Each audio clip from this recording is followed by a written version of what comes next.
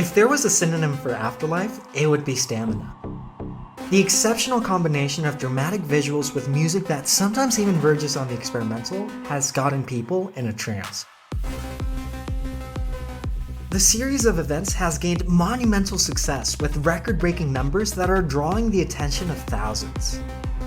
From Tulum to Sao Paulo and from Paris to Miami, Afterlife has cemented itself as a guiding light, setting a high bar for ingenious audiovisual experiences around the world. The huge wave of productions now taking inspiration from the concept has given birth to a new era in the music industry. But the recent explosion in popularity has come at a price. Even with a carefully crafted philosophy and an artistic vision, its founders have endured a large amount of pushback. Many sneers have turned into messages of disapproval, while others come out as parodies and memes. Some critics have gone as far as deeming the events as a total disintegration of the raving experience. But how did they get to this point, and what is behind it all? What has kept them afloat? This is the unusual rise of Afterlife.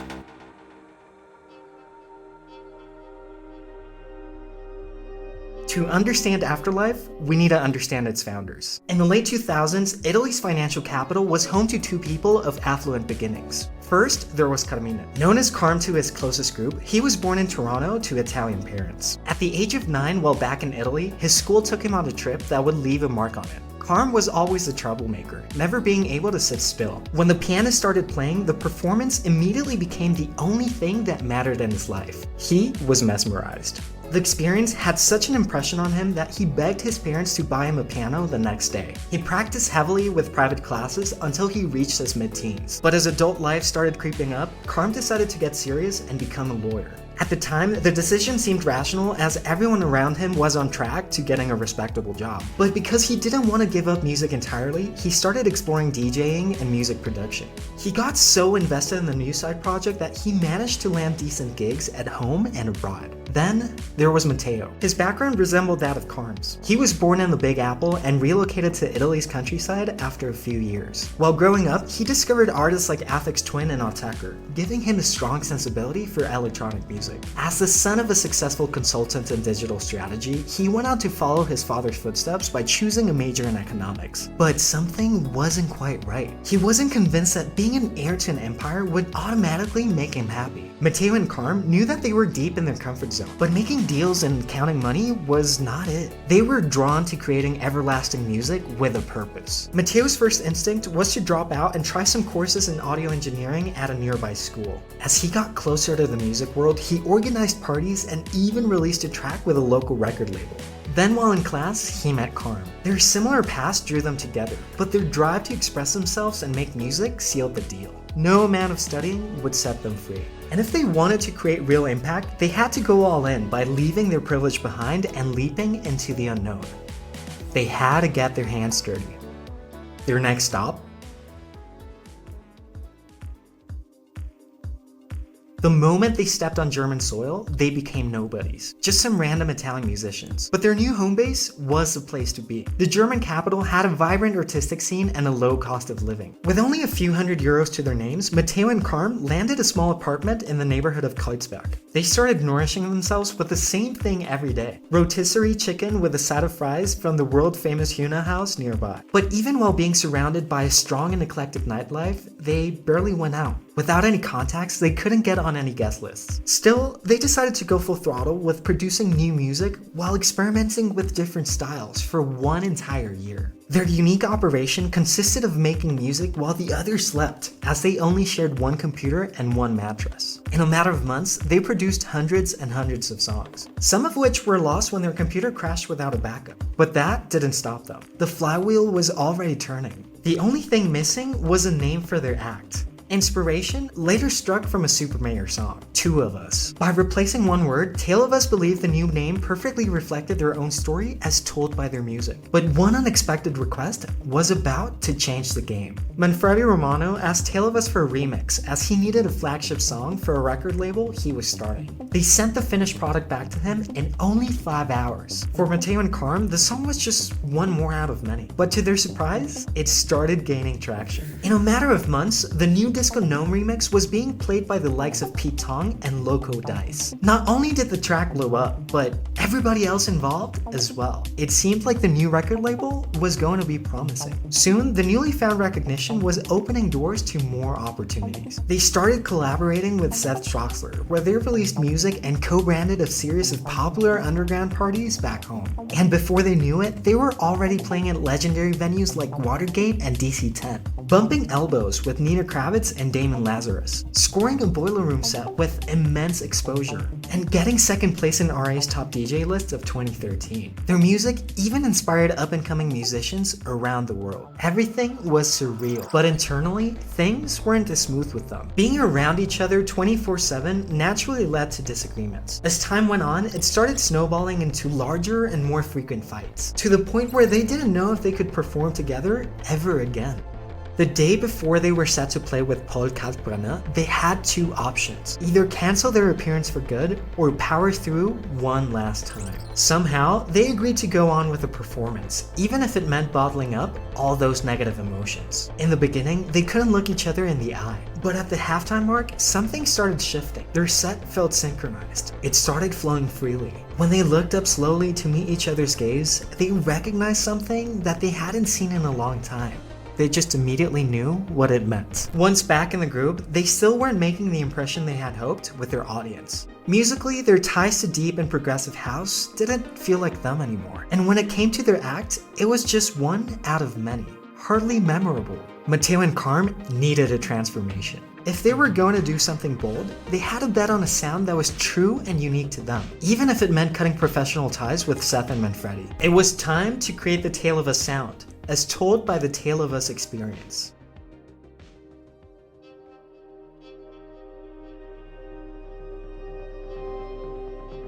A never-before-seen concept was starting to take shape. Founded upon exploring the uncharted, an odyssey through the realm of consciousness emerged. It blended spiritual undertones with one-of-a-kind lighting and a distinctive sound. As melodic techno honored its roots in trance and minimal techno, its ethos became immortalized through a visual centerpiece, the falling man, signaling those who abandon themselves to the infinite, embodying the trust of falling without knowing where the final destination might be. And so, Afterlife was born. Not only as a series of events, but as a record label as well. Their productions aim to include more ambitious setups combined with a complex layering of sounds. In the spring of 2016, Matteo and Carm debuted their first iteration in Barcelona to a completely sold-out crowd. It was the first sign of success. But before declaring victory, the real battleground was only a few hundred miles away. Tale of Us had several more parties scheduled in one of the toughest arenas there are.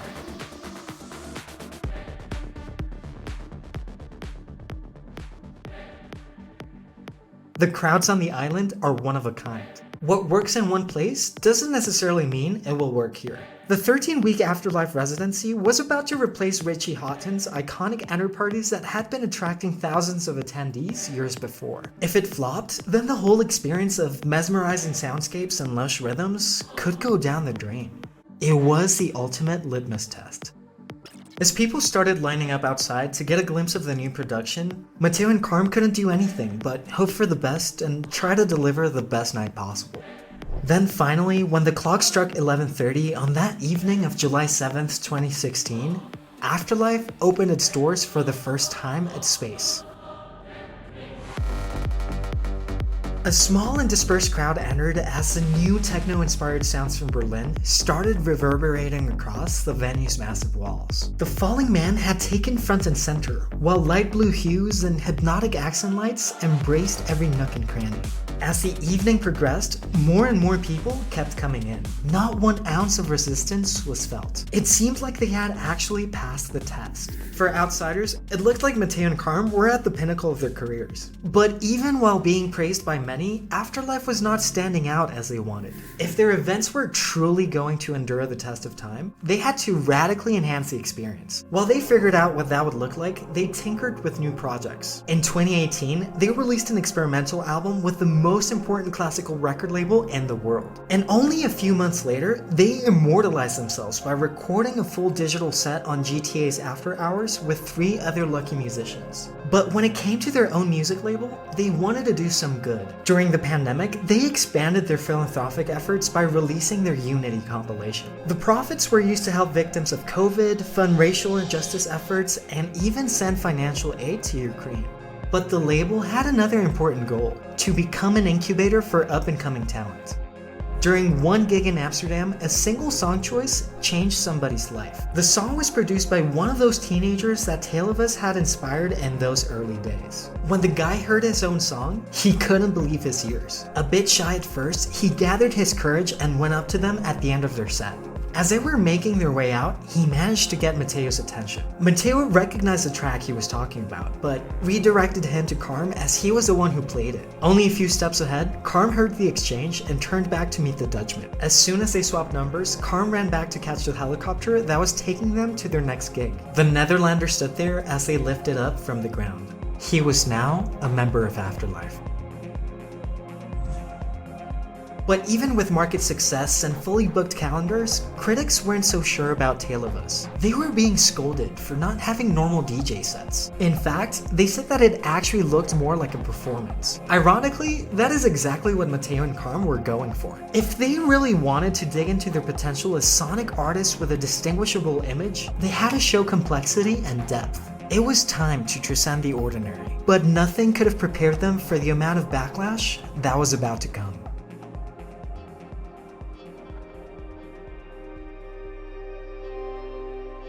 A new era of light and sound was brewing. Afterlife was about to turn into a major audiovisual experience, transporting their audience to another dimension. But the boldest move of all was splitting into two different solo acts so that they could find their own auditory identities. Taking inspiration from cinema and literature for his new sonic world, Carm brought back his inner child, fully embracing his piano days. In 2021, he debuted as Mrak, his name spelled backwards. His acts intercepted live synth performances as well as futuristic lighting technology to produce a unique way of telling stories through music. The second half of Tale of Us took another route. If Matteo was going to portray his art, it had to be as immersive as possible. As he tried to bring his vision to life, he found Alessio De Vecchi, a digital artist who was making it big in the blockchain space. Together, they built the foundation blocks that would completely reset the Afterlife brand. Alessio's digital images combined with Matteo's music was about to create a new standard for live entertainment.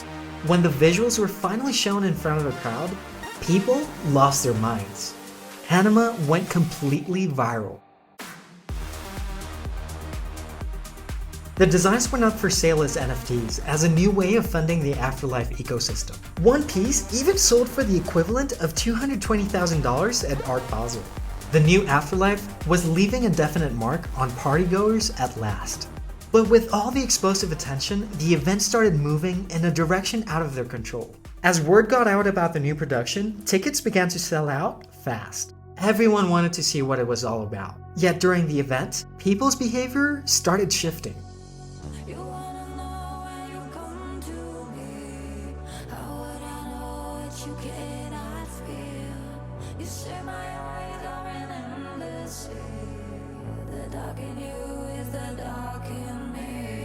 Partygoers weren't going for the music or the vibe of the place. Many other attendees began to doubt whether it was an actual party or just a digital art exhibit. Dancing, escapism, and getting lost in music soon became a foreign concept. Others complained that their music was too repetitive. By trying to create unique and memorable art, Matteo and Carm gave rise to a social media magnet that swapped some of their early followers for a new crowd. But the opposing force had some insight for the duo as well. Art is disruptive. It creates discussion, disagreement, outrage. Artists put things out into the world without knowing how they will be received or where they will end up. It's the game of creating things and releasing them for everyone else to see. What mattered most was creating a meaningful connection with their audience so that their efforts could be remembered.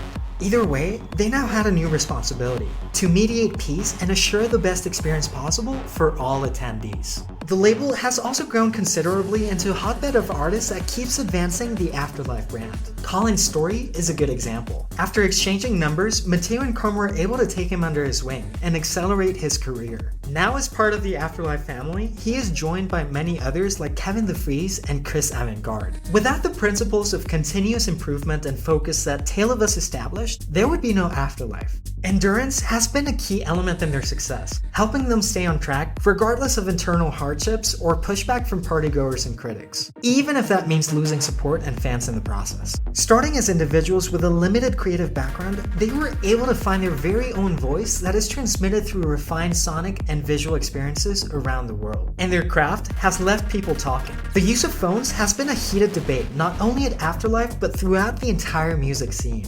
The solution is still uncertain as the experimental phase of banning phones is in its early stages. But social media has been vital by giving them unrivaled attention and boosting the number of attendees who are willing to experience the Afterlife show. And at the same time, they have brought art and melodic techno to the masses through their unique storytelling. Afterlife is an ever-evolving entity, grounded upon trusting the process with a constant wind of change. It creates a moment, a vibe in space and time. Dancing might not be the focus, but the appreciation of the experience itself resonates deeply with many. It's the urge to take chaos and generate order, to take risks and expand the realm. Whatever happens, I'm sure Afterlife is here to stay.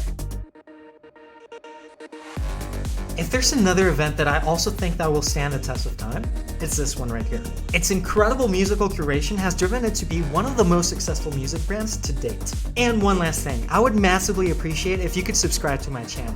One click makes a huge difference. Appreciate you, peace out. For us, it's not just playing music, but it's more like trying to explain something and trying to make people think about something. That's what we do when we play. It's not about make people happy or dance or sometimes it's just it's only to make people think or think about something. Maybe something that is not very unhappy thoughts in a thought in that moment, but helps you to grow or something. Maybe yes, it's a big message, but it's still a message. Okay.